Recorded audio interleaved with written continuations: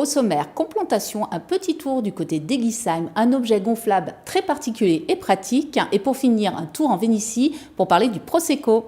Alors, commencez par nous expliquer ce qu'est la complantation. La complantation, c'est le fait d'avoir plusieurs cépages plantés sur une seule et même parcelle. Le but, après, c'est de les vendanger le même jour et les vinifier tous ensemble. Et c'est ce qui est le plus complexe, de trouver une date unique pour vendanger tous les cépages qui n'ont pas forcément la même date de maturité. Quel est l'intérêt du coup au final? L'intérêt, c'est d'avoir une vraie approche du terroir qui va vraiment passer au-dessus de la notion de fruits, souvent associée au cépage. Et à chaque millésime, tous les cépages vont se comporter de manière différente. C'est de trouver vraiment cette complémentarité qui va se mettre en place de manière naturelle. Du coup, d'ailleurs, en dégustation, c'est un vin qui est très complexe et on a du mal à trouver les différents cépages que constitue le vin. En fait, c'est vraiment unifié.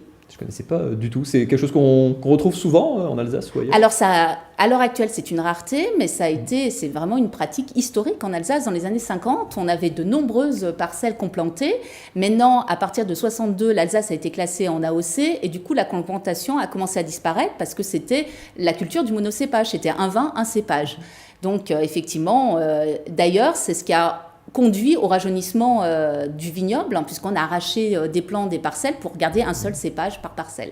Est-ce que vous avez une adresse du coup à nous conseiller d'un des derniers mohicans qui a à faire encore de la complantation? Voilà, parmi les 10 à peu près vignerons, je conseillerais le domaine Jean-Louis Mann à Eguisheim pour sa cuvée qui s'appelle Hortel, qui est une cuvée de complantation, un vin frais, floral, fruité avec une pointe d'épices, complexe. On a rencontré Sébastien Mann, on regarde.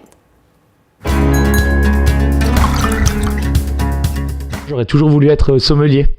J'aime beaucoup déguster les vins et je pense que c'est un métier qui m'aurait beaucoup plu d'être sommelier. Hein.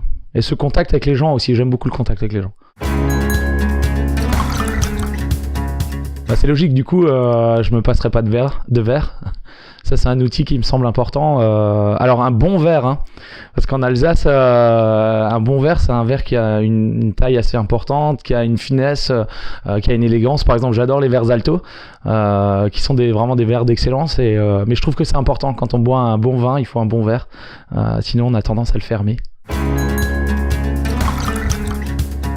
Ma saison préférée, c'est le printemps. Et c'est simple à comprendre parce que tout bourgeonne, tout fleurit. Et c'est surtout l'aromatique qui me plaît beaucoup. On aime beaucoup sentir que ce soit les fleurs qui reprennent, même l'odeur de l'humus, de la terre qui se réchauffe. Enfin, tout ça, c'est des arômes que j'adore. Et c'est vraiment... Et puis, ça nous redonne le sourire. Rassurez votre famille, Valérie, vous ne vous êtes pas cassé le bras. Pas du tout. Vous avez une idée à quoi pourrait servir ce petit objet gonflable? Ça me rappelle un personnage de dessin animé qui s'appelait Cobra, c'était génial. C'était génial, je ne le connais pas, mais je vous fais confiance. Qu'est-ce que c'est? Alors en fait, c'est un petit objet qui vous permet, bouteille à l'appui, de pouvoir transporter vos bouteilles. Alors, déjà, ça évite la casse, mais c'est aussi...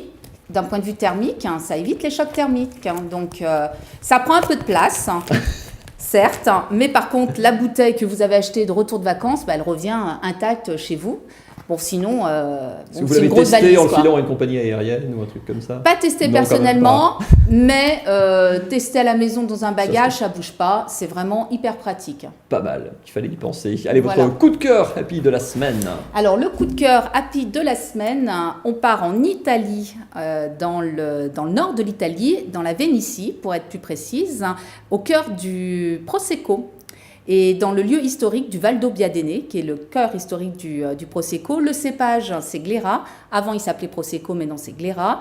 On est sur un vin effervescent, pour ceux qui ne connaissent pas le Prosecco.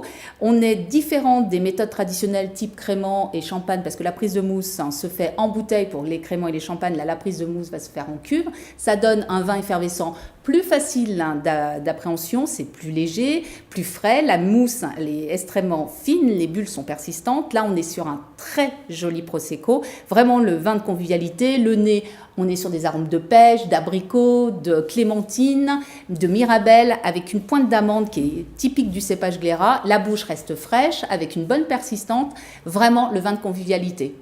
Merci beaucoup Valérie, vous avez donné envie. Et puis je testerez votre protège-bouteille étonnant pour le voyage.